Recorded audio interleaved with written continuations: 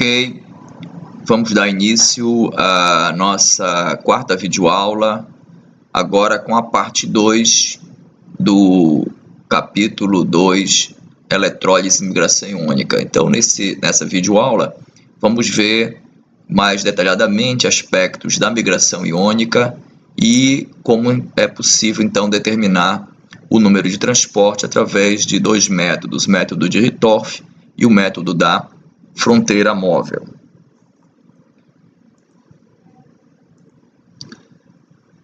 Quando é aplicado um campo elétrico na solução eletrolítica, os íons eles vão se orientar conforme o campo elétrico. Os íons positivos eles vão migrar no sentido do eletrodo negativo e, evidentemente, os íons negativos vão migrar no sentido do eletrodo positivo. Os íons positivos vão carregar uma corrente positiva de íons, assim como os íons negativos vão carregar uma parte negativa, uma corrente negativa de íons. A corrente total vai ser a soma da corrente transportada pelos cátions mais a corrente transportada pelos ânions. Define-se então o número de transporte como a razão entre a corrente transportada pelos cátions e a corrente total. Então, eu teria um número de transporte para o cátion e um número de transporte para o ânion, também com a definição da corrente transportada pelo ânion pela corrente total. Logo, na solução, os íons do eletrólito eles não transportam a corrente com a mesma fração, ou seja, num eletrólito tipo NaCl, o Na+ vai transportar tipo 45% da corrente total, enquanto que o cloreto e um cloreto poderia transportar 55% da corrente total. A soma, evidentemente, dos números de transporte, já que eles são frações aqui da corrente total, é igual a 1. Então, se o número de transporte do cátion é 0,45, do ânion será obrigatoriamente 0,55. Vamos ver agora uma relação entre o número de transporte e uma propriedade dos íons chamada mobilidade iônica. Quando o eletrólito na solução é submetido a um campo elétrico, ele vai se mover com uma velocidade. Aqui dando um exemplo para o caso de um íon positivo. Então, a velocidade do íon positivo é proporcional ao campo elétrico aplicado. A constante de proporcionalidade é exatamente a mobilidade iônica deste íon. Então, a velocidade iônica é a mobilidade iônica multiplicado pelo campo elétrico. Na verdade, sendo mais rigoroso, a da velocidade e o campo elétrico são propriedades vetoriais, mas vamos usar apenas aqui o seu módulo, a propriedade escalar desses parâmetros, a velocidade e o campo elétrico. Quando você tem o íon negativo, você vai ter a mesma coisa, só que aqui será a velocidade do íon negativo e a mobilidade do íon negativo. Considerando, como é feito no nosso livro-texto, um campo elétrico unitário de 1 volt por centímetro, claro, isso aqui foi igual a 1, numericamente a velocidade iônica vai ser igual à mobilidade iônica, apesar de não ser a mesma coisa. Percebam que enquanto a velocidade ela varia com o campo elétrico, a mobilidade não. Então, a mobilidade é uma característica do próprio íon. Então, o íon sódio mais vai ter uma mobilidade, o íon potássio mais vai ter uma mobilidade, o íon cloreto vai ter uma mobilidade, certo? Tem uma característica que depende do íon, do seu raio, da sua hidratação, certo? Enquanto que a velocidade, ela depende da mobilidade e do campo elétrico aplicado. Aqui neste diagrama, neste desenho, é feito uma esquematização de uma célula eletrolítica, onde você tem aqui o eletrodo negativo, o eletrodo positivo.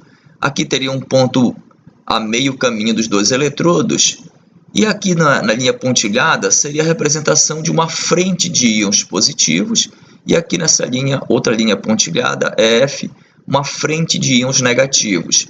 Claro, eles estão caminhando em sentidos opostos. E essa frente de íons vai carregar o quê? Uma corrente de íons positivos e uma corrente de íons negativos. Qual seria, então, o valor, né? Como poderia se determinar essa corrente de íons positivos?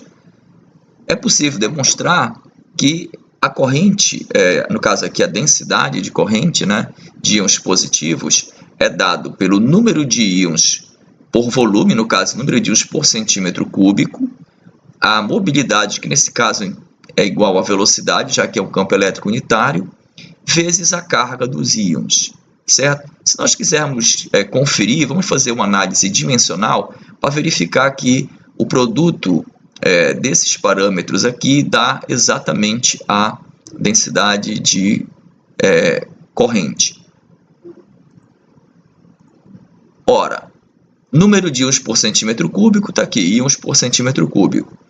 Aqui a velocidade iônica, já que a gente está admitindo a mobilidade igual a velocidade para um campo unitário, vai ser centímetro por segundo.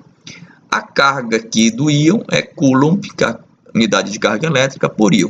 Fazendo aqui os cortes necessários, nós ficamos com Coulomb por segundo por centímetro quadrado. Porém, Coulomb por segundo é a própria definição da unidade de corrente, ampere.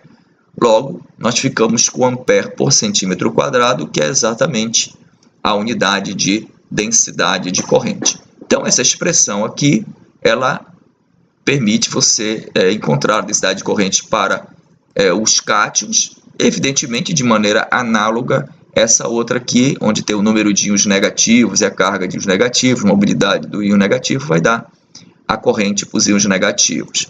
A corrente total, a densidade de corrente total é a soma dessas duas quantidades, dos íons positivos e negativos, e também nós temos que levar em consideração a eletroneutralidade, ou seja, a carga total, né, dos íons positivos é igual à carga total de íons negativos. Levando em consideração essas duas expressões, agora eu substituo o valor de mais aqui, o valor de menos, e levando em consideração essa igualdade, eu encontro que a corrente total é dada por essa expressão. E para determinar o número de transporte, por exemplo, do cátion, eu faria a razão entre essa corrente dos cátions pela corrente total. Então, eu teria que dividir esse valor por esse, com os cortes necessários. A minha expressão por número de transporte é dada aqui, onde eu encontro que o número de transporte do cátion é a razão entre a mobilidade iônica do cátion e a soma das mobilidades do cátion e do ânion.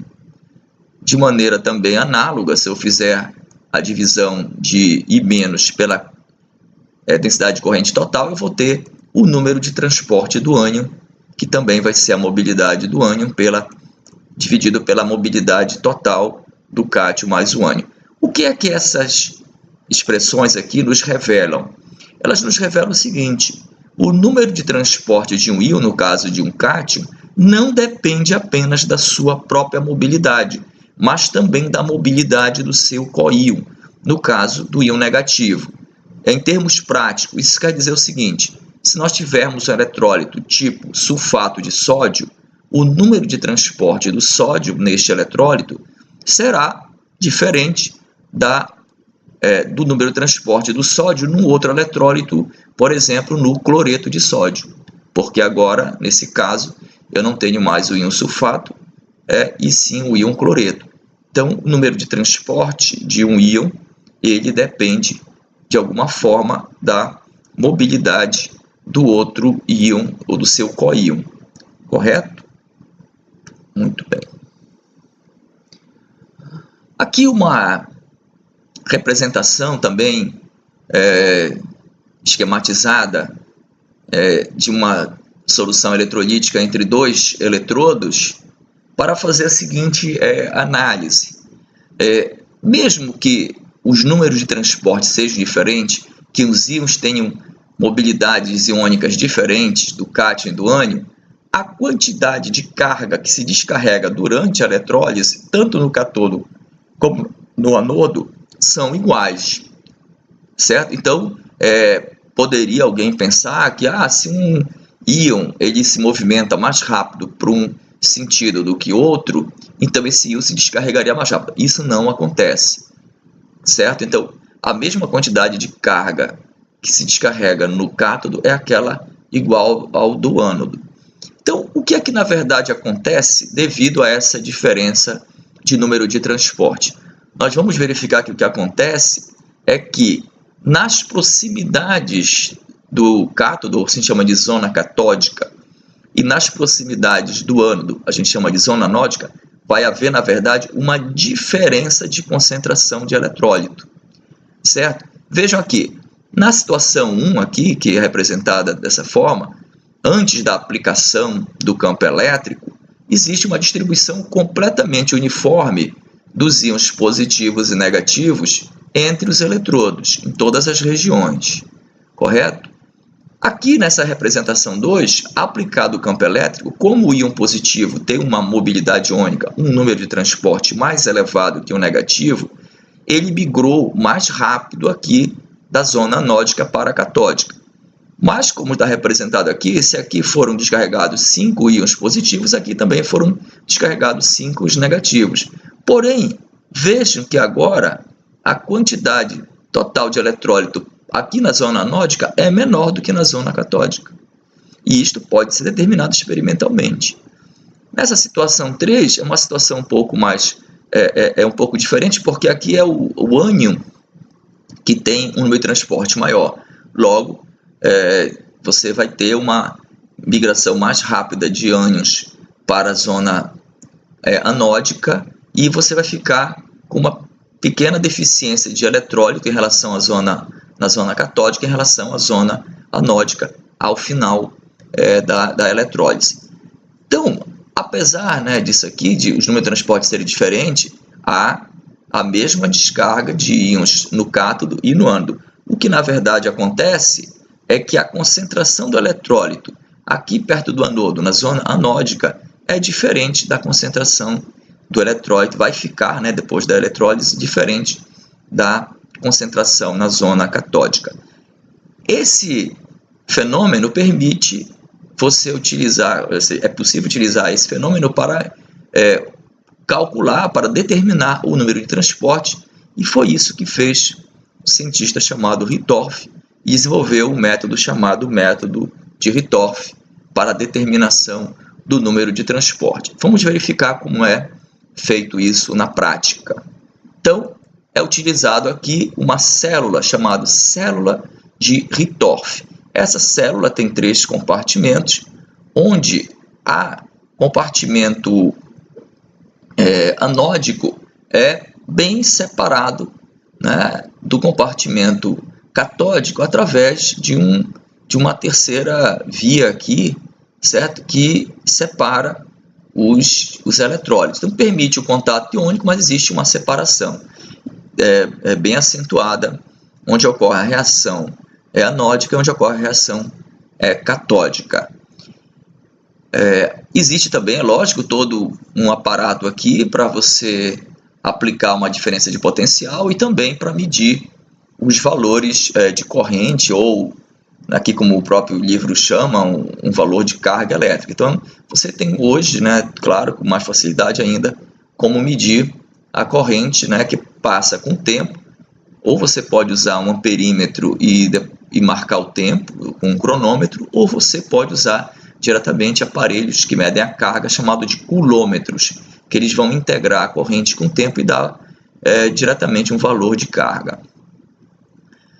Bom, vamos imaginar aqui, para fazer uma exemplificação, que nós tenhamos na célula de Rittorf uma solução de sulfato de cobre.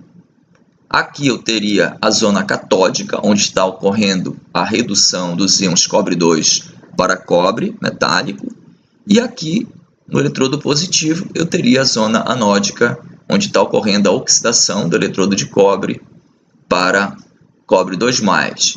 Evidentemente que os íons positivos, cobre 2+, eles migram no sentido do eletrodo negativo, enquanto que os íons sulfato, que são os íons negativos, vão migrar da zona catódica para a zona anódica.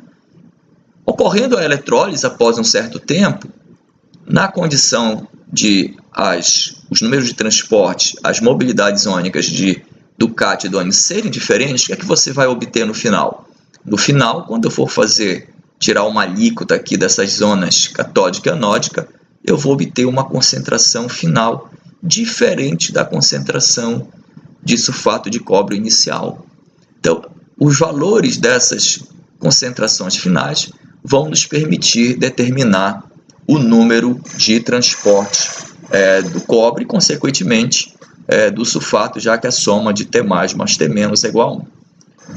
Vamos ver como isso é feito. Então, vamos imaginar que estamos tentando determinar o número de transporte do íon cobre 2+, usando na célula de Rytoff uma solução de sulfato de cobre. Vamos fazer inicialmente análise aqui na zona anódica. Tá? Então vamos nos concentrar mais aqui no que está acontecendo na zona anódica no eletrodo positivo, onde nós já sabemos ocorre a oxidação do cobre metálico para cobre 2+. Qual seria aqui a previsão da concentração final? Nós vamos trabalhar aqui com o número de equivalente, porque, como nós já sabemos, o equivalente é a massa molar já dividido pela carga do íon. Então, é possível demonstrar que a concentração final aqui em equivalentes, ou o número de equivalentes finais aqui de íons cobre, vai ser dado, né? O número de equivalentes finais você determina ao final da reação pelo número de equivalentes que existia antes da eletrólise, que seria aquela dada pelaquela concentração de sulfato de cobre que você preparou e colocou na célula. Então você conhece esse valor aqui. Esse valor vai ser determinado após a reação através de uma análise química para saber qual é agora a concentração de sulfato de cobre e, consequentemente, o número de equivalentes de cobre 2+.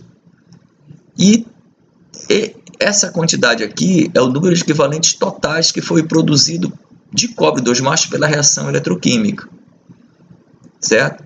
Então, como é que eu vou determinar isso aqui? Através da minha aparelhagem de medição de corrente, né? Se eu medir a corrente no tempo, ou já obter isso diretamente através de um coulommetro, eu tenho o número de equivalentes que reagiu, que é exatamente a carga total pela constante de Faraday, que vai dar o número de equivalentes totais que reagiram.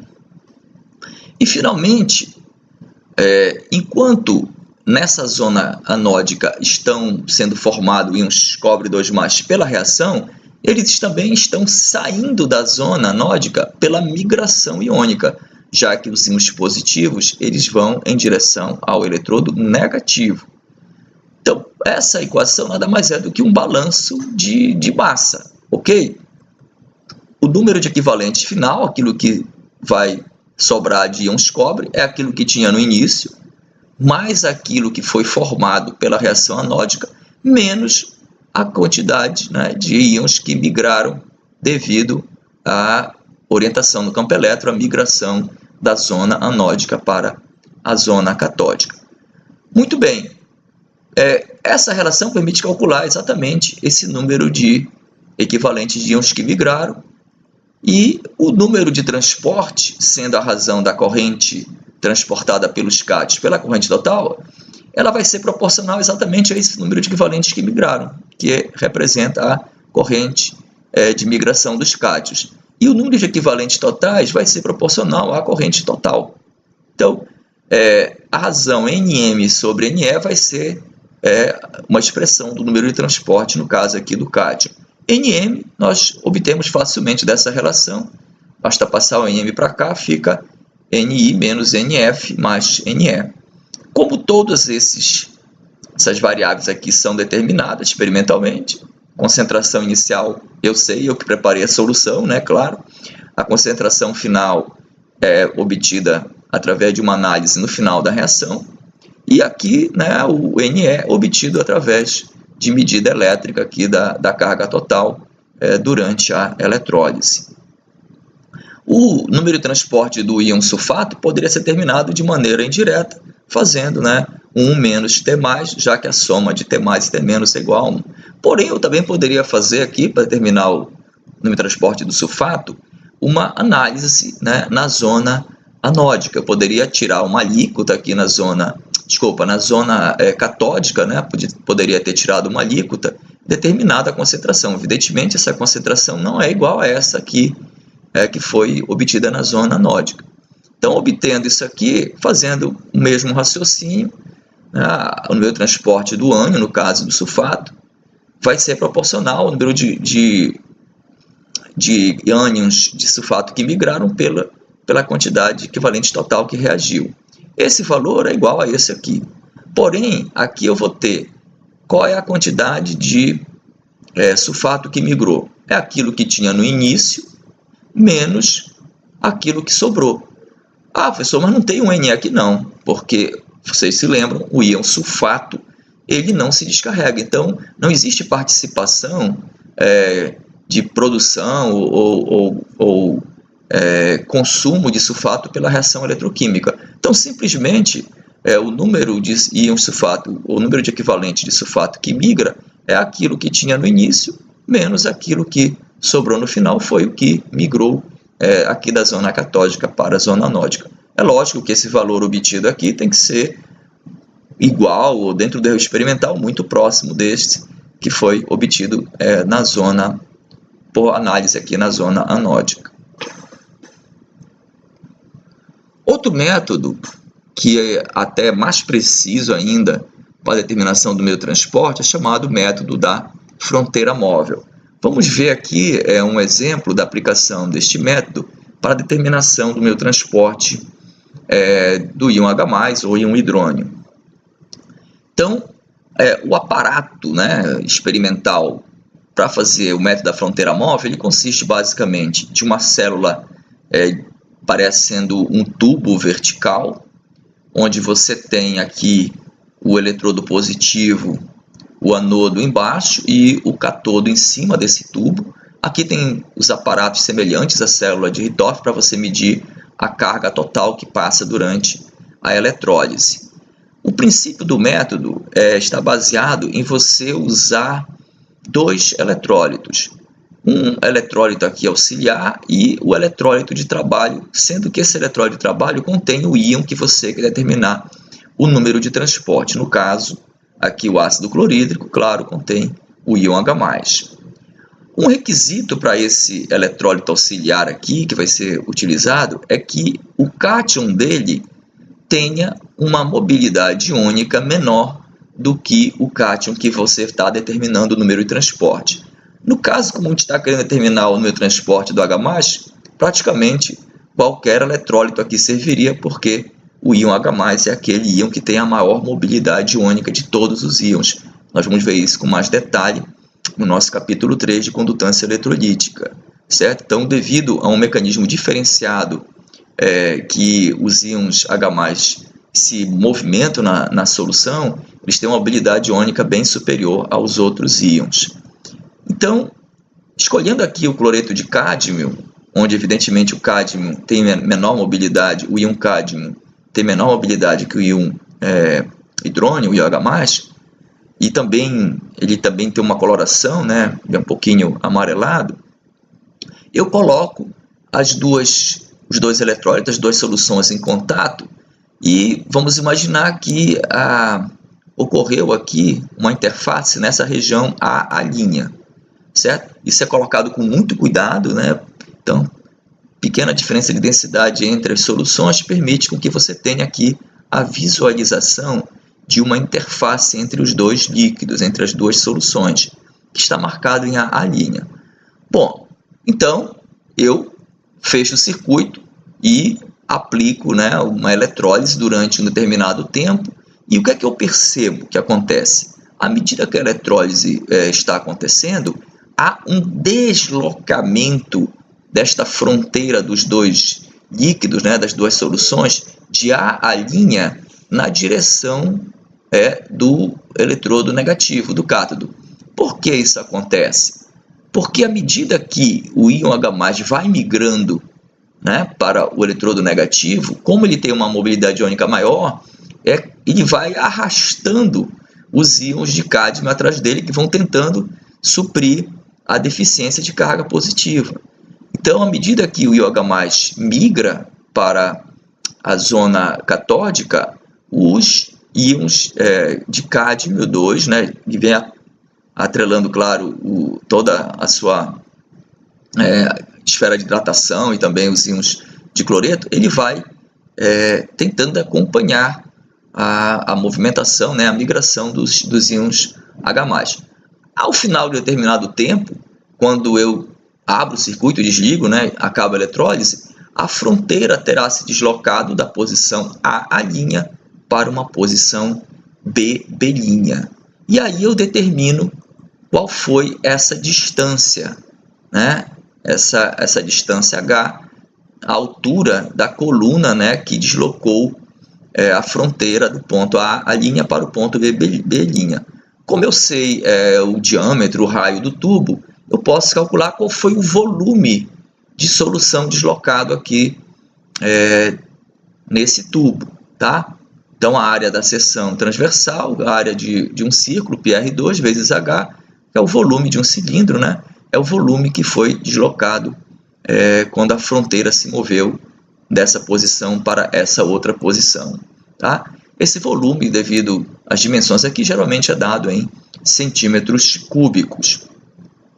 O número de transporte, então, do íon H+, é determinado da mesma maneira, mesmo raciocínio, a razão entre o número de equivalentes que migram pelo número de equivalentes totais, que é obtido também, como nós já sabemos, através da carga total que passa na eletrólise, dividido pela constante de Faraday. Agora, a concentração equivalente, né, aquela concentração que você botou aqui de ácido clorídrico, ela vai ser, no caso, em relação à quantidade aqui que migrou, o número de equivalentes que migrou pelo volume que foi deslocado. Então, a concentração aqui equivalente nesse espaço aqui, nesse volume aqui, é dado pelo número de equivalentes que migrou pelo volume deslocado, né? Dessa região de A' até B'. Esse volume, né, como é concentração equivalente, ele é dado em litros, que também é a mesma coisa que decímetro cúbico. Logo, nós tiramos aqui que o número de equivalentes que migrou é o volume aqui deslocado pela concentração equivalente, que foi aquela concentração que você preparou lá a solução de ácido clorídrico. Substituindo aqui, né, sabendo que NE é Q sobre F, nós encontramos então o número de transporte do cátion, no caso do H+. Então, Nm é o volume deslocado pela concentração equivalente e Ne é Q sobre F.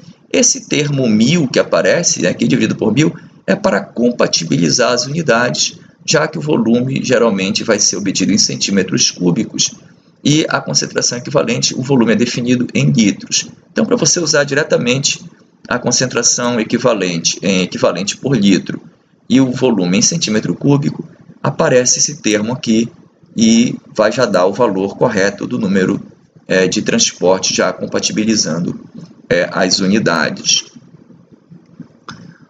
Por fim, vamos avaliar aqui essa tabela, onde a gente vai ver uma espécie de alguns padrões de variação do número de transporte, mas aqui para cátions. Então, a temperatura é a mesma, e aqui nós temos diversos eletrólitos. Aqui, por exemplo, nós temos eletrólitos cloreto de lítio, de sódio e de potássio, onde todos têm o mesmo ânion, mas os cátions são diferentes. Aqui nós observamos, então, que o número de transporte do lítio, né, do cátion, ele é um pouquinho menor do que do sódio, e o do potássio é maior que todos os três. Então, aqui o cátion potássio tem uma mobilidade iônica, um número de transporte maior do que do sódio mais do que do lítio, tá? Isso nós vamos ver que é devido à razão carga-raio, né? Como o lítio tem a maior razão carga-raio, ele acaba tendo maior esfera de hidratação. Outra coisa que nós podemos observar é que à medida que a concentração aumenta, existe, na maioria dos casos, uma pequena diminuição do número de transporte. É claro que à medida que você aumenta a concentração, aumenta a proximidade dos íons, isso acaba, através das interações iônicas, diminuindo um pouco a sua mobilidade, certo? No caso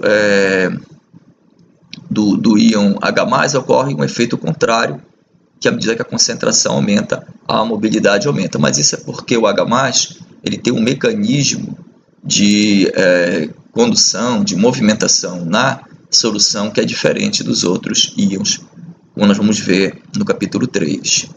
Então, para nós fazermos aqui uma síntese dessas variações, quando aumenta a concentração, que a gente pode dizer que, de forma geral, aqui há uma pequena variação do número de transporte dos cátions e geralmente há uma diminuição, né, do número de transporte devido, claro, ao efeito das forças interiônicas. Quando você aumenta a temperatura, se essa temperatura aumentasse, ocorre um efeito seguinte. O aumento da temperatura acaba levando que o número de transporte do cátion e do ânion se igualem a meio. Vejam, pessoal, não é que com o aumento da temperatura os números de transporte sempre aumentam, não é isso. Eles tendem a um valor igual, certo? Então, se o valor do cátion era 0,45, ele vai tender a 0,5. Se o valor do ânion era 0,55, ele vai diminuir para 0,5, certo? Então, claro, quando um aumenta, o outro diminui um pouco para chegar a um valor 0,5. Isso é devido, pessoal, a que quando você aumenta a temperatura, você acaba aumentando muito a viscosidade do meio, aumenta e diminui também a esfera de hidratação, e a mobilidade dos íons tende a ser muito próxima uma da outra. Por fim, como nós verificamos aqui nessa sequência do lítio para o potássio, quando você aumenta a razão carga-raio, que é o que está acontecendo aqui, né? O lítio, por ser o íon menor, a razão carga-raio dele é maior, tá?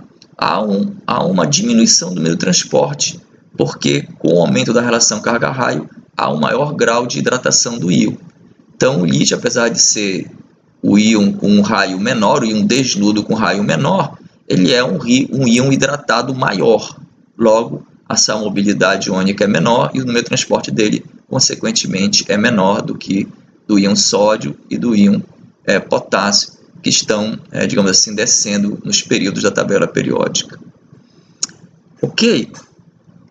Então, essa nossa aula aqui termina o capítulo 2 de eletrólise e migração iônica, e bons estudos até a nossa próxima videoaula, agora já iniciando o capítulo 3.